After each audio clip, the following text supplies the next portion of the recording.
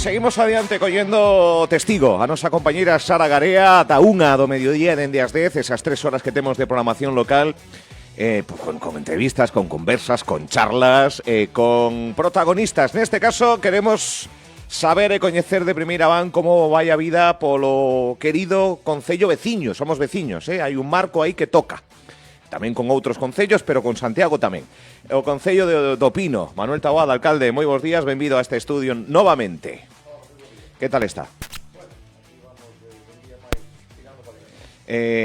Non sei por que non escoito agora, a verte.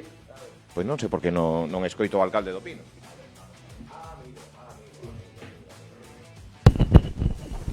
Isto é o que tengo directo, depois sacaremos a isto. É moito cable aquí, alcalde, xa ve que é moito cable. Evidentemente que hai moito cable e algún sempre queda medio desconectado. Equivoqueime co cable. Moi bons días, agora sí. Moi bons días, moi bons días. Bueno, benvido a este estudio novamente con novidades que ten que ver, unha das novas máis recentes xa para meternos en historia, que ten a viaxe agora mesmo a cidade herculina.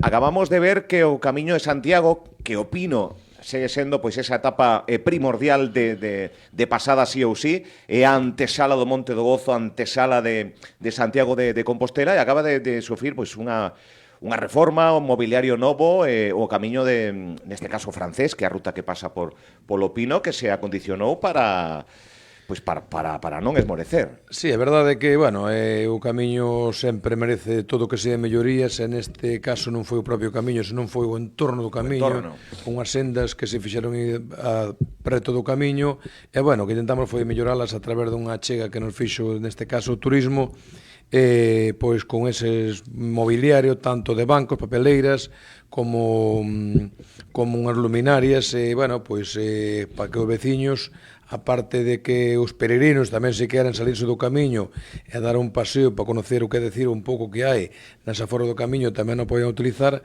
pero tamén os propios veciños para que poidan dar eses paseos e ao mesmo tempo protexerse neste caso por esas sendas que fixemos, protexerse con modo de seguridade vial para que non haxa que lamentar un accidente por ningún tema de prioridade de un peatón, neste caso, camiñando por esas estradas. Dicía vostede, unha das últimas entrevistas que fixo tamén nesta casa, que o Concello do Pino non sería o mesmo senón o Camiño de Santiago. Evidentemente, o Camiño de Santiago creo que o primeiro motor económico que temos, tanto Pino como os restos outros 10 concellos desde Piedrafita do Cebreiro. Eu creo que hoxe non se podría entender estes 11 concellos sin o Camiño de Santiago, porque hai que pensar que estamos falando xa dos xacobeos, que podemos recordar. O Xacobeo 93, cando foi primeiro, a verdade é que parecía que era unha novedade cando se empezaron a fazer aqueles albergues, cando se empezou a facer arranxos no propio camiño, decíamos, pero todo isto merecerá a pena, toda esta inversión que está facendo o camiño.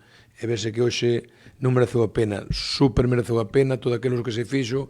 Hoxe mesmo no Pino podemos ver que hai máis de 2.200 prazas para pernotar o Pino, entre hoteles, hostales, pensións, albergues, vivendas turísticas, que tampouco somos alleos a ese tema das vivendas turísticas, e no resto dos concellos igual. Entonces, isto, se non fora o camiño, esta infraestructura que hai hoteleira e do hospedaxe, sería imposible pensar en eso, porque para a población que hai no Pino, non fai falta nin unha cuarta parte, neste caso, da infraestructura que hai. Entonces, isto, todo o que engloba o camiño, son moitos negocios que hai, son moitos postos de traballo que hai, creados o tema do camiño, estamos vendo que isto vai a máis. É dicir, que hoxe eu creo que Galicia xa se conoce polo camiño, é dicir, que Galicia é sinónimo de camiño e o camiño é sinónimo de Galicia. Sen dúbida.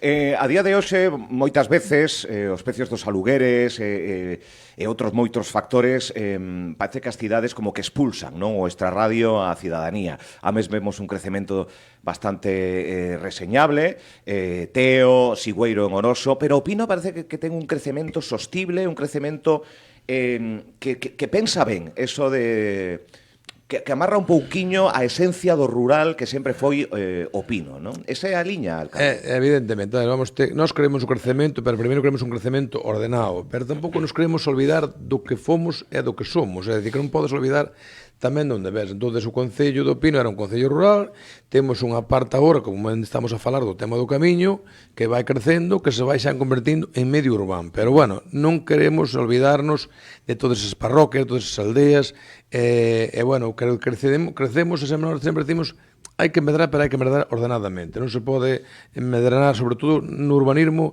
non podes ir, como dice outro, dir outro, a lo loco. Tens que ir co moito sentidiño, cos pés na terra, e crecendo, porque moitas veces se vas un pouco despistado, podes convertir un problema que pareces que estás facendo ben, que estás creando mellor un problema, ao final, a hora de servicios, a hora de moito tema, entonces hai que medrar, pero medrar con sentidiño.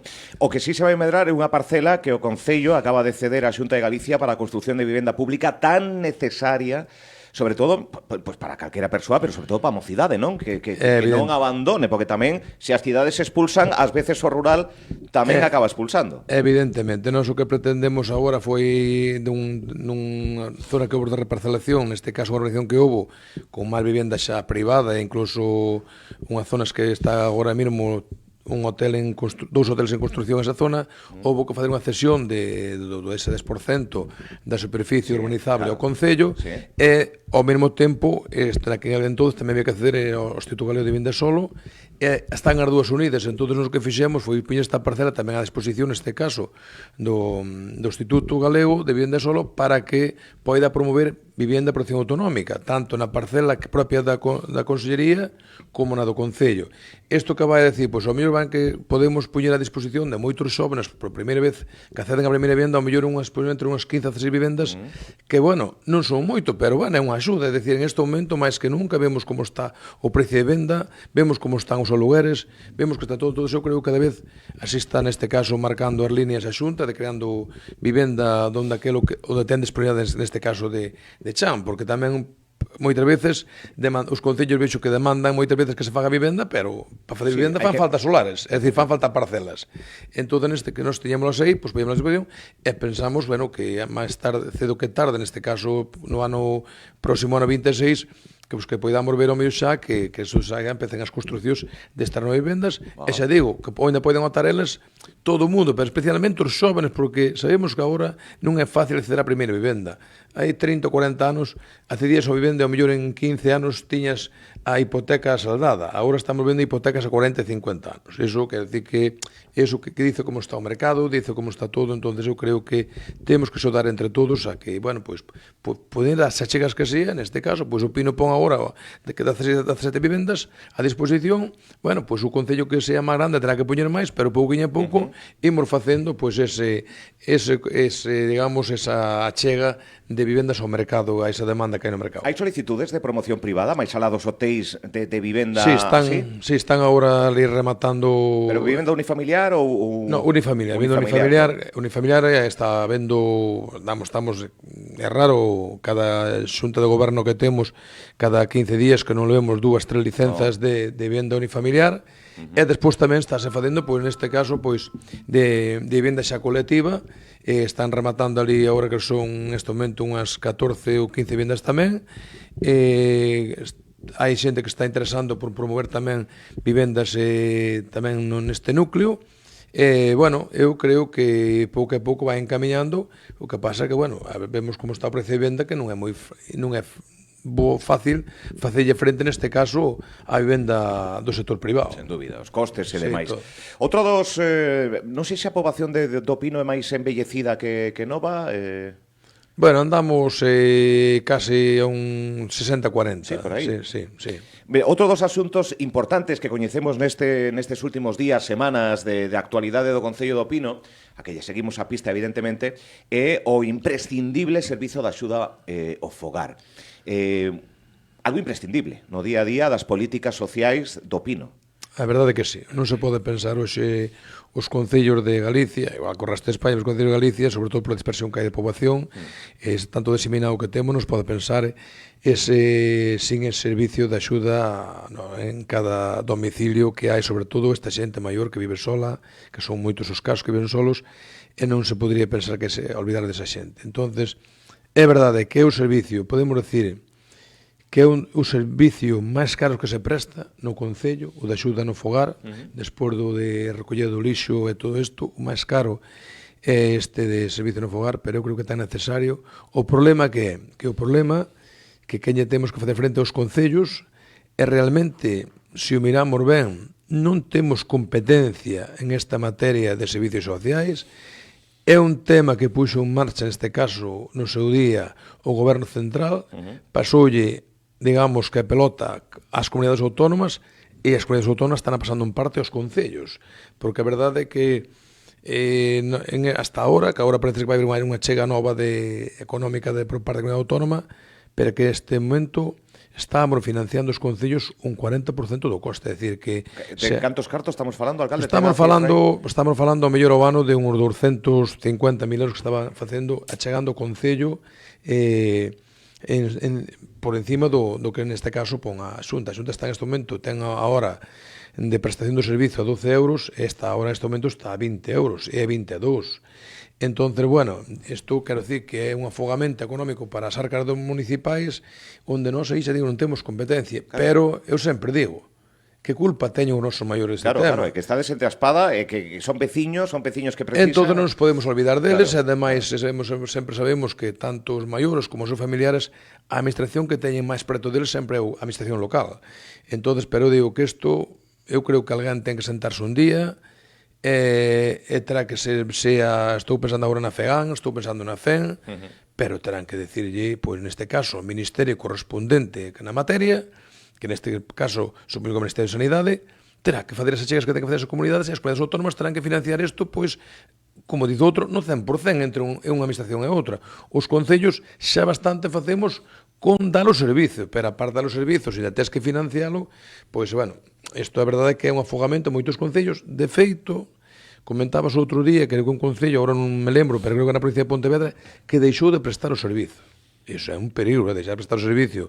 Ao mellor que estés atendendo a 50, 60, 70 persoas maiores, moitas veces deste personal vulnerable que viven solos e por aí, claro, e que os deixas aí da man de Deus, eu creo que iso é, bueno, eu non digo, cada concello é un mundo, pero, bueno, a mí non se me ocurriría en facer eso. Pero hai moitos, incluso están moitos que están a licitar en este momento prestando este servicio, están quedando desertos. As empresas non van a este servicio porque, primeiro, por falta de man de obra, é dicir, non hai persoal neste, incluso as auxiliares moitas veces non teñen os certificados que teñen que ter para poder prestar o servicio, e outra xente que tampouco quere, sabemos que non é moitas veces un traballo dos máis cómodos, pero que tampouco queren traballar en este tema, ou mellor prefieren ir a traballar en residencias ou moitas veces en centro de día, en vez de andar domicilio a domicilio. Pero, bueno, o que temos que pensar que non podemos deixar abandonar a xente maior. Eso non podemos pensar. Financien, non financien, bueno, pois teremos que facerlle frente aos concellos, non queda máis remedio. E, ademais, os maiores non teñen culpa destes temas.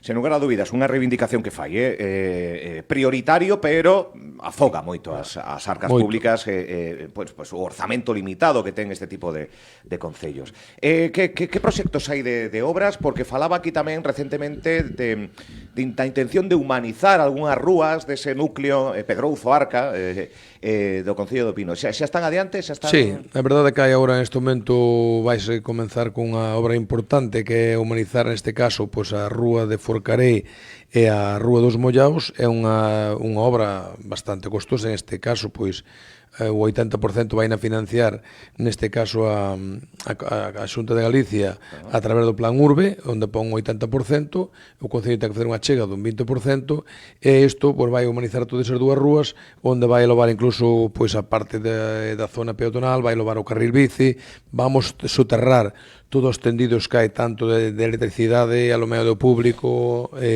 telefónica, porque moitas veces a verdade é que vemos en moitas vilas e en moitos povos que está todo coberto dos tendidos eléctricos por todos lados, como digo, están preparados para poñer as banderitas do día da festa, xa non hai que poñer os cordéis que as banderitas.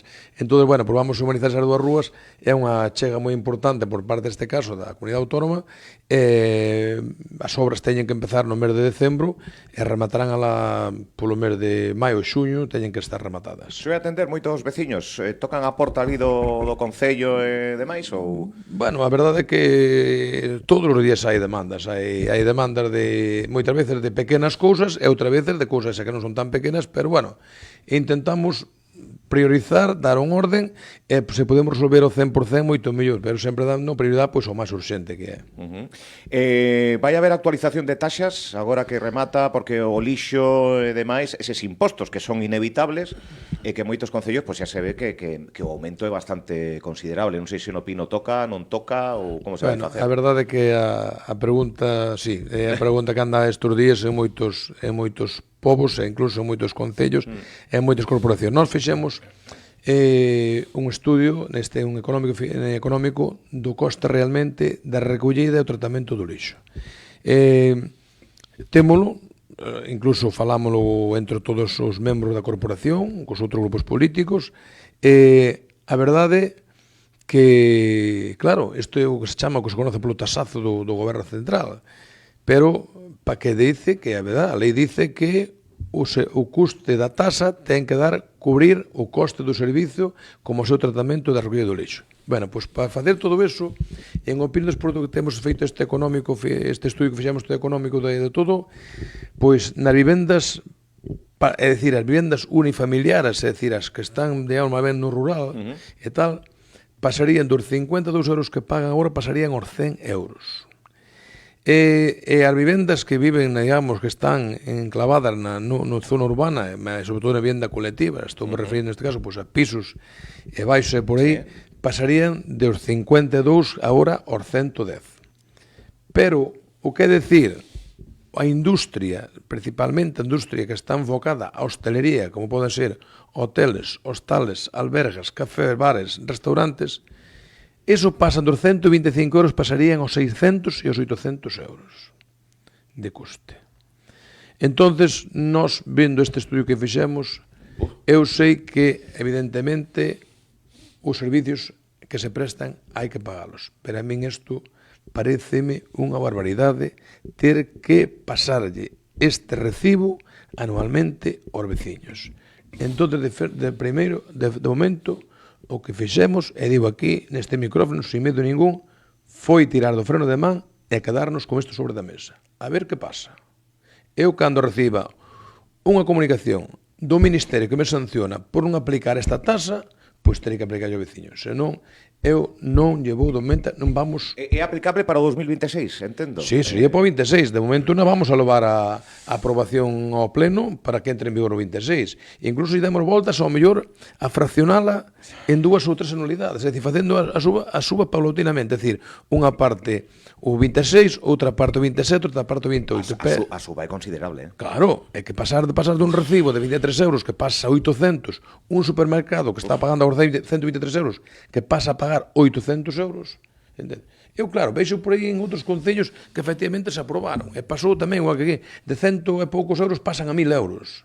Pero a mí eso non me parece normal. Eu sei que os servicios que se prestan hai que pagalo, o cidadán ten que pagalos. Pero habrá que buscar outro sistema ou primeiro a través, porque hai outra cousa. Hai concellos que vexo que subiron, pero subiron 10 euros, outros ou 20 euros. Eso non vale, porque sigue sendo deficitario. E a lei que che di que ten que a tasa cubrir o costo do servicio como o seu tratamento. Entón, a mí eso de subir 10 euros, como algún concello subeu, que pasou de 50 a 60, outro tiña de 60, pasou na 80, outro tiña o de industria en 80, pasou na 100, iso non vale. Hai que facer un estudio, como fixemos nós, dos costes que ten todo o servizo, e despois digo, bueno, pois, canto ten os costes? Tanto. Agora isto é unha simple división entre estes veciños e entre estas empresas. A como sale o coste? Pois sale eso. Entón, eu se digo, dirame, pois, anuncia aquí que ata que non chega un aviso real de actuación, poderán decir, pois, está incumplindo. Bueno, pois incumplo, alguén me ten que decir por carta que incumplo. A min, cando me sancionan porque non estou aplicando a tasa, tal. Porque estes concellos que aplicaron así a la buena de Deus, un 10 euros, outro 20 euros, tal, siguen cumplindo igual que estamos incumplindo o Pino, que vamos incumplir o Pino. Entonces, eu creo que terá que sentarse FEGAN, o que dicía antes, a FEN, que son que representan os concellos tanto na Comunidade Autónoma como no resto de España, e terán, porque eu o que non entendo é que o Pino cobre 60, outro cobra 80, outro cobra 200, outro 800, non. Teremos que cobrar todos en función da poboación, en función do servicio que prestas, frecuencia de recollidas, que quilómetro que hai, expresión da población, todo eso. Bueno, pois, cando todo eso se poñe sobre dunha mesa e digamos, pois aquí a tasa vai costar igual recoller o lixo no Pino, que en Touro, que en Boqueixón, que en Vedra. Por qué? Porque é rural, andan os mesmos kilómetros máis ou menos, e a mesma... Entonces sí, entonces está. Facemos a tasa, entonces tanto vai pagar o veciño de Touro, como o de Vedra, como o do Pino, como o de Arzúa, ou como o de Frades, ou como o do Oroso. Pero non pode ser que agora un sitio pague 800, no outro lado pague 120, no outro lado 150, porque isto ao final, isto non ten sentido. Porque a ver, como lle explico eu, ou como lle explicamos a corporación, a un veciño de Opino que paga 800 e o veciño de Touro que paga 120? Di que pasa, que a basura de Opino ten máis coste tratala en Sogama que ten a de Touro? Non. Entonces, eu xa digo... Queda dito, alcalde. Acabo de denunciar agora aquí, falámoslo outro día incluso a nivel de toda a corporación, que nós de momento, é dicir, neste momento o goberno que está ostentando o Concello do Pino, neste caso todos os concelleiros do Grupo Popular, e se eu comuniquei tanto dos concelleiros do PSOE como os do Bloque, que de momento ímonos a quedar. Pois queda dito. Como vai rematar o ano? Ten algo máis que contar antes de que remate? Porque depois de 2026 ven xa é ano electoral, case pódese dicir así. Ano electoral podemos dicir que son os 4 anos. Son os 4, son os 4 anos. O que empece a pensar que empezou o ano electoral 26 vai mal. Pero bueno, intentamos saber algo que nos falta ainda do programa, por unhas cousiñas por completar, pois ilas completando en este ano e pico que falta para dar cumplimento a ese programa, que eu sempre digo, os programas que se fan cando te presentas cada 4 anos son para dar cumplimento a eles. O papel aguanta de todo, pero hai que intentar cumplilo e se te pode pasar un pouco, moito mellor. Hai algo que no 26 lle gustaría xa deixar se non feito... Sí, o 26 é o que temos aí o tema que falamos de que vamos a regularizar, facer un pouco de esos núcleos rurais para que se poda tamén facer vivenda unifamiliar nas aldeas, para que poda sentar tamén esa xente xoven que ao mellor quere facer unha casa ao lado dos pais, é decir, modificar un pouco a normativa, ademais. Máis que reexustar eses núcleos rurais que temos, que en algún lado, moitos lados, en unha zona ao mellor sobra do núcleo que hai, e en outra zona hai que ampliar un pouco. Entón, facer uns reaxustes en núcleos e andamos co aí, bueno, é un tema que eu non pensei que iba a meterse que sea tan latoso nin que iba a dar tanto traballo. Entón, pero estamos aí co tema. Pois vai, marcha para Coruña. Sí, vamos a unha pequena xenda e demais. Alcalde do Pino, como sempre, un placer recibilo aquí. Graciñas por todos estes temas que bueno, pues supoño que serán de interese de todos os nosos ointes, especialmente de todos aqueles que nos escoitan dende o Concello do Pino, que lles mandamos un saúdo enorme. Graciñas, alcalde. Ata a próxima. Moi bo día. Gracias a vos. Moi bo día.